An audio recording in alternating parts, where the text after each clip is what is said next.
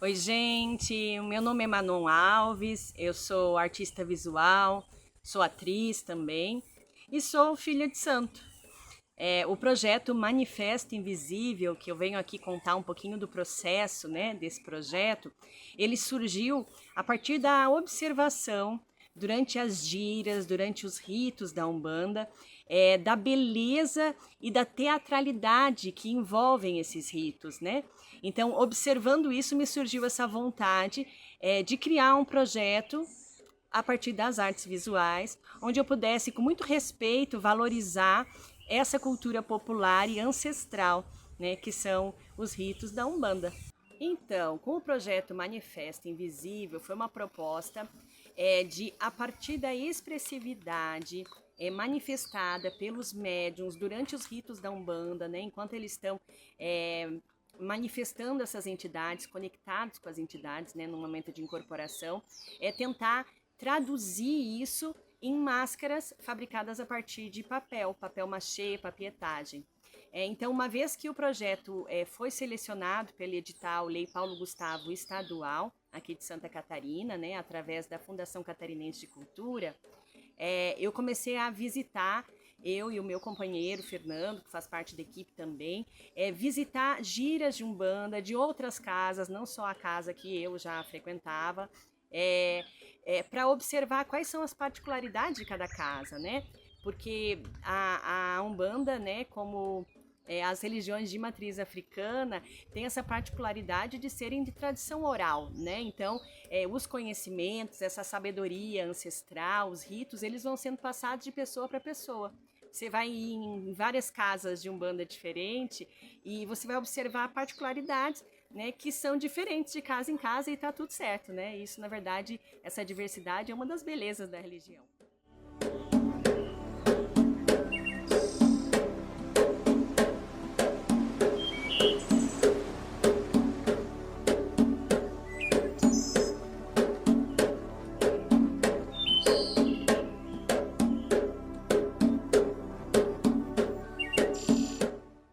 Mas eu fui observando para identificar elementos que eu poderia trazer para essas máscaras, para observar como cada médium, por exemplo, um médium que está incorporando caboclo numa casa, será que tem uma diferença da forma com que o rosto dele, as expressões se transfiguram de outra casa, né?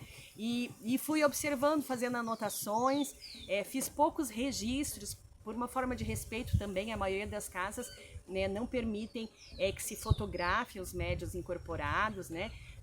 Então, mas eu fui fazendo registro, fui observando e a partir daí fazendo uma escolha, né? O projeto contava com 5 máscaras de papietagem, então a partir de 5 entidades. E aí, num determinado momento, depois de várias visitas, eu escolhi quais eram as 5 entidades que seriam representadas. Então, as 5 entidades que eu selecionei para representar foram o Preto Velho, que é essa figura que representa a sabedoria, a autoridade, né? Simboliza a conexão com os ancestrais, com a tradição.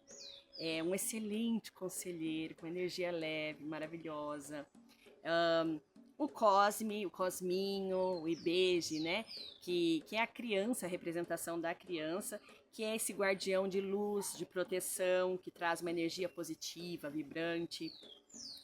O Exu Mirim, que com a sua malícia, astúcia, ele lembra a gente da importância da inteligência, da estratégia, né? Ajuda a dar caminho, como a gente fala. A cigana, com toda a sua intuição, magia, sensualidade, ela representa a conexão entre o feminino e a natureza, também muito ligada a questões de prosperidade. E o caboclo, com a sua ligação com a terra, com a floresta, uma entidade muito relacionada à cura, à saúde, né? E remete à importância da nossa harmonia com o meio ambiente, da gente enquanto parte da natureza. Bom, já se conhece bastante que a Umbanda é essa religião brasileira, sincrética, que mistura elementos da cultura africana com o catolicismo, com o espiritismo, com o xamanismo. Mas, se a gente for pegar um pouco mais da raiz da Umbanda, a gente vai chegar no povo banto, que traz, no momento que é escravizado e trazido à força para o Brasil, traz essa cultura com ele. Então, raízes mais antigas da Umbanda, né, tem uma forte ligação com esse povo banto. Na primeira etapa, então, da pesquisa com as máscaras, né, de começar a desenhar, rascunhar como seria a imagem, né, a tradução dessa máscara em si, para o papel, eu comecei, então, pesquisando máscaras tradicionais banto, né, da cultura banto. E aí tinha pensado em fazer uma mescla desse formato, né, que essas máscaras bantus traziam, né, essas linhas, com a expressividade que eu encontrava nos médios incorporados. Mas, refletindo um pouco mais, eu desisti e resolvi acessar o imaginário coletivo, né, que a gente encontra dentro dos terreiros.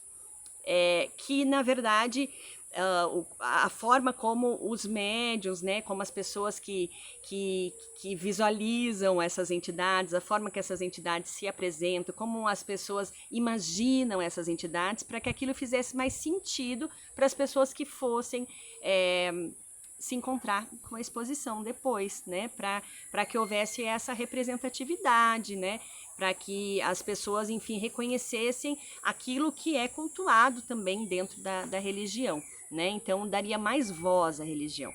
E aí, dessa maneira, eu comecei, então, a rascunhar e a pesquisar a partir dessas entidades, ao que se reconhece delas, como elas se apresentam e como elas se manifestam aqui nos terreiros.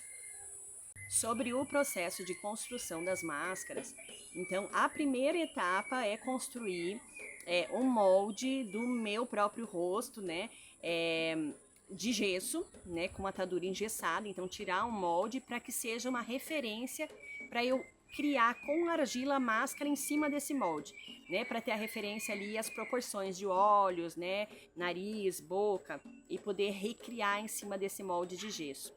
Então, com argila, eu moldo em cima do molde de gesso essa máscara, né, enfim, de uma das entidades, e depois que ela tá pronta, eu faço uma massa com gesso em pó, gesso para artesanato, gesso de secagem rápida, uma massa meio grossinha, e vou colocando em cima da argila, isso lógico com a argila dentro de um recipiente, né? Então vou colocando a colheradas até cobrir completamente essa máscara, fazendo um contramolde de gesso dessa figura que está moldada ali em argila. Isso secando 1, 2 dias, então eu retiro dali a argila e ela vai ficar no negativo a máscara que eu moldei em argila para eu iniciar a papietagem. Então passo ali uma vaselina, né, algo para não grudar, e começo a papietar, então, com tiras de papéis rasgados.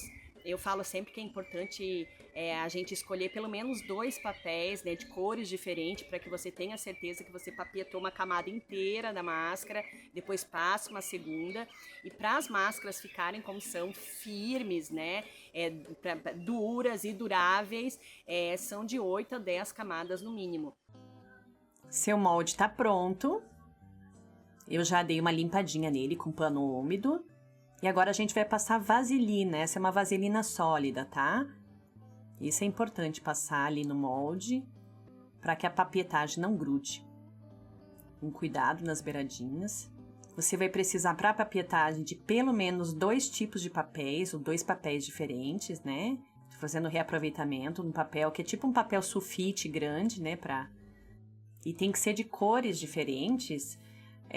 Porque você vai fazer uma camada de uma cor, depois vai fazer outra camada de outra cor, e aí você consegue notar se você está passando na máscara inteira.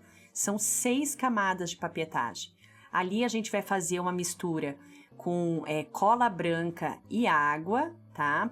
Eu também estou mostrando mais ou menos a consistência que eu deixo. Eu coloco mais ou menos 1/3 de água, né? Para 2/3 de cola, mas você pode ir experimentando também. E aí você tem que passar, né, na máscara toda, né, no molde todo, tomando muito cuidado, principalmente com a primeira camada, porque ela vai acabar sendo a parte da máscara visível, né? Cuidado com os cantinhos, né, onde tem ranhuras, né? Então, você vai esperar dali uns 2 dias para você tirar. Também vai depender aí da temperatura, do clima da sua cidade, né? Para você poder tirar a máscara do molde. Mas eu vou mostrar para vocês que eu cometi um equívoco. Eu achei que estava seco, comecei a tirar. E só quando eu coloquei a mão lá dentro da máscara, porque mais por fora estava seco, eu percebi que ela estava úmida. E aí, como eu mexi na máscara ainda úmida, eu dei uma estragadinha na parte de fora e tive que arrumar depois. Mas eu quis mostrar para vocês verem que isso acontece, né? Então, assim, melhor pecar pelo excesso. Deixa 3, 4 dias, bota no sol. Agora sim ela tá seca pra caramba, porque eu esperei uns 4 dias para mexer. Quando tem muito detalhe, ela às vezes fica mais difícil de sair, né? Então você vê que por eu ter mexido, ficou com algumas imperfeições ali na parte de fora, mas nada que a gente não consiga consertar também, viu? Deu errado o seu, bola pra frente. Então, a próxima etapa vai ser a gente cortar a borda, né? E fazer uma papietagem pra gente deixar isso bem acabado.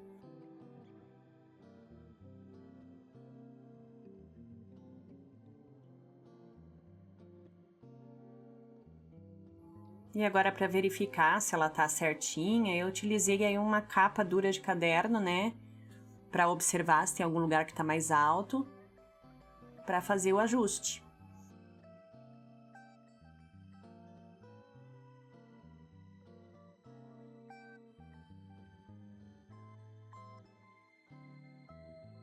Então, eu vou dar uma coladinha nos pedacinhos que estão soltos, né? Por eu ter mexido, passar em cima de algumas imperfeições. Eu dei mais uma papietada, só nos lugares que eu achei necessário. Deixei secar bem. E agora vou fazer vou lixar, né? Fazer esse acabamento com a lixa. Lixa número 100 para madeira, uma lixa bem fininha, né? Feito isso, a gente pode passar a base, né? Uma base clara. Eu utilizei uma cor trigo de uma tinta que eu comprei há pouco da Acrylex, que é uma super cobertura, né? Então ela cobre bem. Eu tenho utilizado ela para fazer base. Não tinha branca, então comprei trigo, mas ela super resolve. Tô mostrando isso, a cor e tal, né? Ela é um pouco mais cara que as outras, mas vale a pena. E eu costumo utilizar, são as tintas para artesanato PVA, mas pode ser acrílica também, a que você tiver, né? Então essa base eu gosto de dar também, porque eu dou uma olhadinha depois se tem algum lugar que tá com imperfeição, que precisa lixar. Quando a gente passa uma camada de base clara, ela aparece. Agora, eu vou mostrar para você só o que eu costumo fazer, assim, para dar um efeito de luz e sombra, né? Eu costumo usar como, isso já é a cor da pele mesmo que eu vou pintar. 2 tons de marrom, uma parte então um tom mais escuro, mais para as beiradas, e aí eu misturo com um tom um pouco mais claro, fazendo como um degradê, porque o intuito era mostrar esse processo de criação da máscara, fazer o molde com gesso, né? Essa daí é essa primeira base, né, dela finalizada, mas eu vou fazer outras aplicações ainda por cima, né? Vou fazer um cabelo, vou caprichar mais nos detalhes dos olhos. Eu vou dar a palhinha de como ela ficou, então eu fui trabalhando durante vários dias nela. Esse cabelo dela eu fiz com papel alumínio, moldei e depois fiz a papietagem, né? Então, assim, essa é a máscara finalizada, né? A chupeta eu fiz também com papelão, né, e papel alumínio, moldagem, mas o papel permite fazer o que você quiser, tá? Espero que vocês tenham gostado. O bom de fazer dessa forma, né, de fazer com esse contramolde, é porque a primeira camada que vai ficar mais visível é a que está ali em contato com esse contramolde de gesso. Quer dizer, ela vai conseguir trazer os detalhes que eu dei na argila, né? Das rugas, as dobrinhas, né? Porque como eu fazia antes, né? Eu fazia o molde ali na argila e começava a papietar direto na argila. Só que à medida que eu ia passando camada sobre camada, eu ia perdendo os detalhes da máscara. E aí, por último, eu teria que, com papel machê, normalmente, eu refazia, né? Então, eu tinha um retrabalho.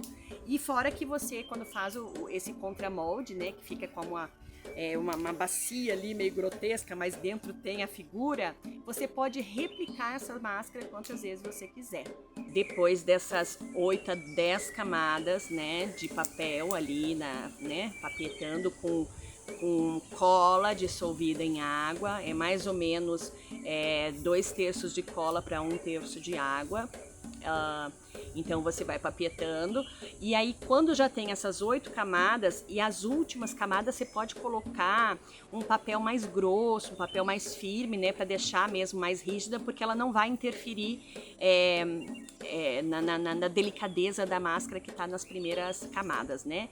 Normalmente eu faço isso. Então depois deixa assim uns 7 dias, né, 8 dias, dependendo ali do tempo como é que tá. Ela secar bem, para daí desenformar, tirar essa máscara, ver se tem algum pequeno dano, se precisa ter alguma correção. Às vezes passo um papel machê ou faço uma repapietagem em algum lugar que precisa.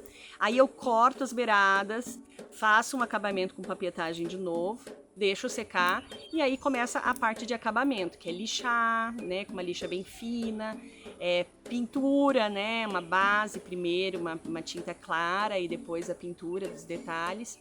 Então eu fui fazendo isso com cada uma das 5 máscaras. Depois que a máscara estava pronta, estava pintada, a gente começou a pesquisar qual seria o formato do expositor, já que nós tínhamos ali no projeto como contrapartida e como vontade mesmo de levar essa exposição para dentro dos terreiros, né, para ver o que os médiuns, né, iam achar, se eles iam sentir que estavam sendo representados, né, o público dos terreiros também, né, os consulentes, e levar para ambientes que são fora do terreiro também, de uma forma também da gente combater a intolerância com a informação, com a proximidade, né? Então a gente disseminar a cultura da Umbanda, que é cultura popular brasileira, né? Nós fomos pensando em que material, né, o que esse expositor precisava ter e de que formato ele precisava ter para que ele fosse acessível, para que ele fosse, enfim, que fosse prático, a gente pudesse com ele chegar aos terreiros, né, chegar aos ambientes fora também. Então nós chegamos nesse formato, né, que ele é desmontável. É de madeira, a gente monta essa exposição em 20 minutos, né? Se monta toda ela. E antes disso, eu já tinha também tido a decisão de que as máscaras estariam acopladas num quadrado de madeira, fazendo uma referência a esses quadrados que você encontra nas giras, nos ritos, para o ponto riscado. Quando uma entidade chega em terra, em muitas casas ela desenha ali o seu ponto riscado, com a pemba, que parece um giz, né? Então, esse quadrado de madeira já fazia parte da exposição. Então, a gente teve essa ideia, né, ali de que o expositor fosse uma extensão dela, né?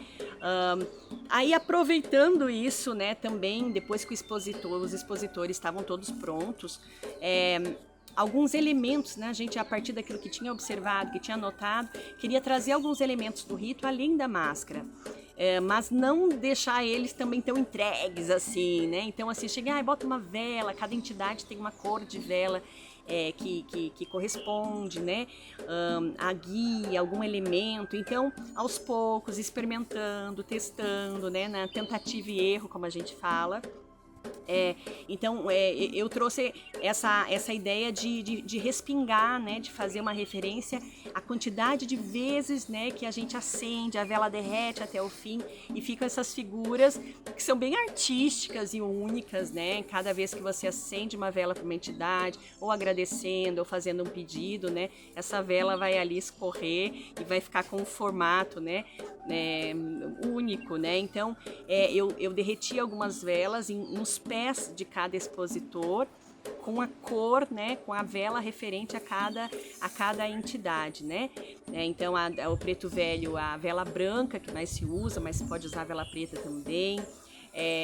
o Cosme é a vela rosa clarinha ou azul clarinha, ali o caboclo com a vela verde, a cigana com as velas coloridas, né? Qualquer vela, qualquer cor, né? Ou se a gente acende mais de uma, se acende velas coloridas, e o Exu Mirim com a vela vermelha e preta.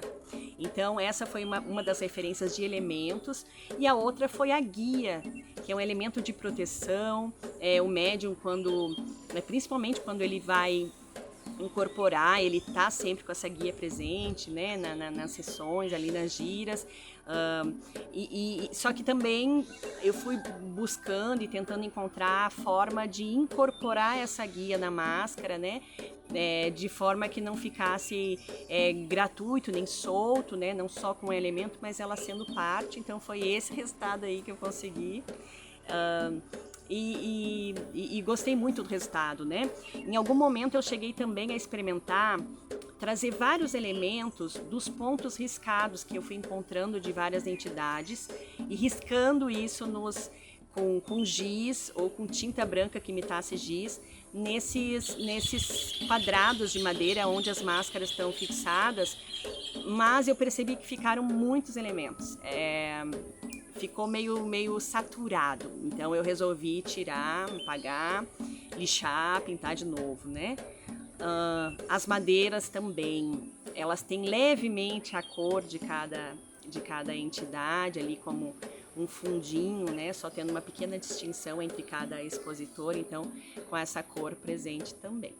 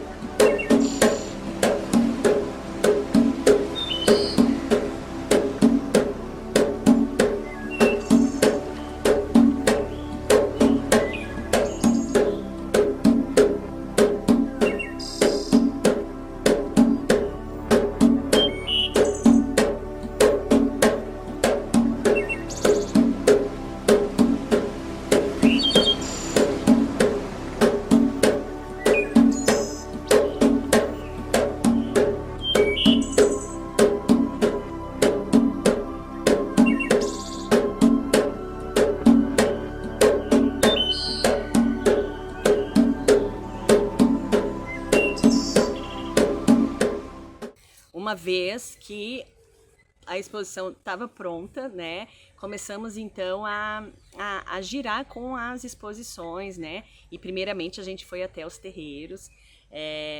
Então o primeiro terreiro visitado foi o Ilé Assé Afefete Oiá, do Baba Jonathan de Moraes, que inclusive deu um depoimento pra gente.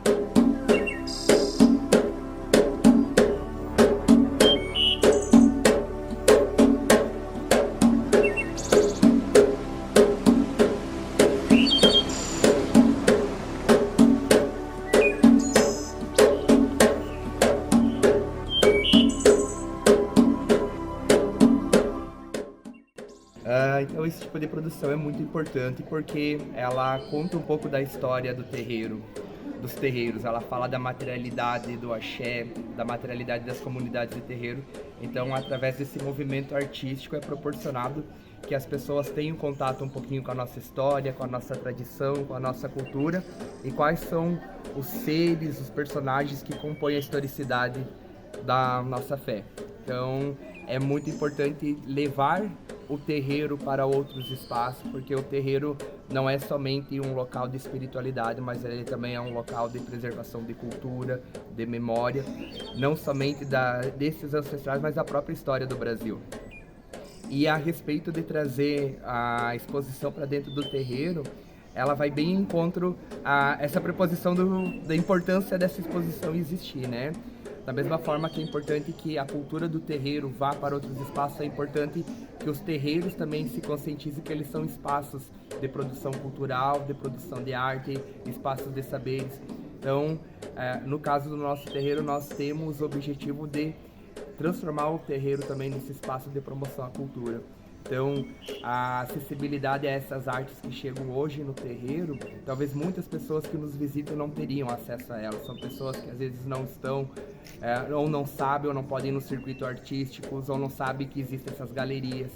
Então, trazer essa arte para lugares que não são, como eu posso explicar, específicos do contexto artístico tradicional, acaba decolonizando esse movimento e proporcionando que outras pessoas tenham acessibilidade ao movimento artístico.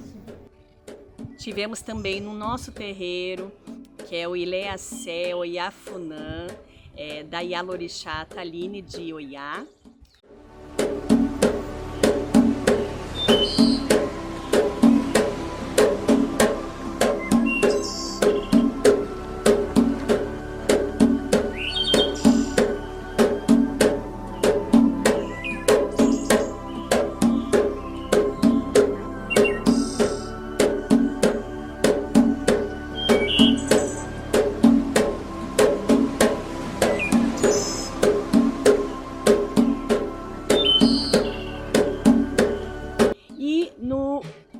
No Ilé Alaqueto Irocossé, do pai Guilherme de Iroco.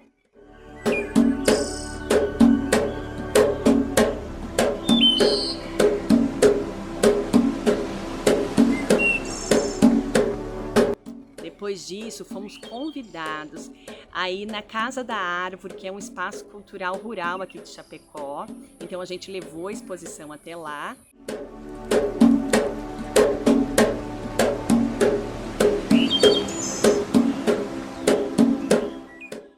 E para encerrar a circulação, a gente teve também na ADVOSC, que é a Associação dos Deficientes Visuais aqui de Chapecó, né, do Oeste Catarinense, na verdade.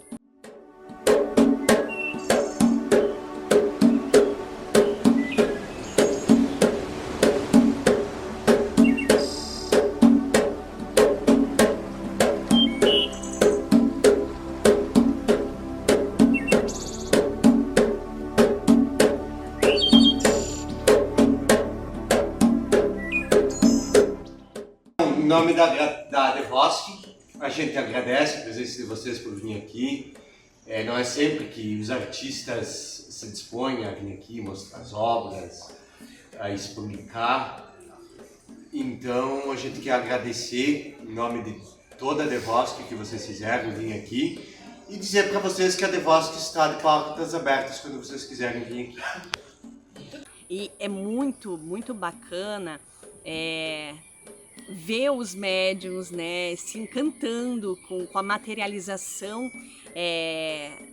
desses arquétipos, né, dessas entidades ali. Então, assim, a gente teve uma devolutiva muito positiva, né, foi muito rico.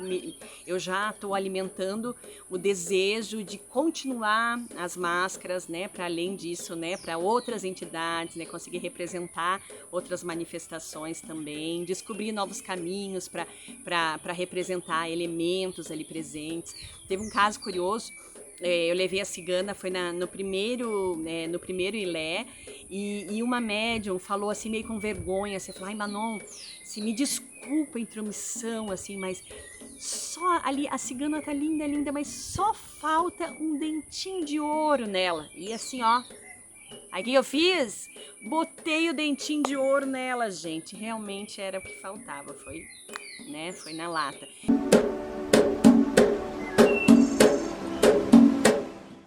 Também tive o prazer, ali no Ilé Assé Afefete Oiá, do Babadi, que uma entidade manifestada, lá eles incorporaram as máscaras dentro do recinto onde acontece a gira, né? Então, as entidades... elas dialogaram com as máscaras, né? Essas máscaras, então, elas foram abençoadas, elas foram, receberam descarrego, e foi muito legal ali nessa gira, que era uma gira festiva, uma entidade de um cosme, o cosminho do próprio Babadi, ele em terra foi comentando cada uma das máscaras, né? Então foi engraçadíssimo, foi super divertido, assim, mas foi lindo, foi muito emocionante. Meus olhos, cara, assim, cheio de lágrima, né? De ver aquilo acontecendo, né? E ele afirmando, reafirmando, legitimando aquilo que estava ali, né? Então, para mim, foi muito lindo isso que aconteceu. Então, essas máscaras, meus amores, tá cheia de axé, tá? Olá para você que acompanha o Jornal do Almoço, isso mesmo, a exposição se chama Manifesto Invisível. Foi contemplada aí pela Lei Paulo Gustavo SCD+, por meio da Fundação Catarinense de Cultura. E olha só, a exposição contempla 5 máscaras. São máscaras feitas de cola, água e papel, que representam aí arquétipos do ritual da Umbanda. E quem vai falar pra gente como foi esse processo e qual que foi a ideia desse projeto é a artista responsável.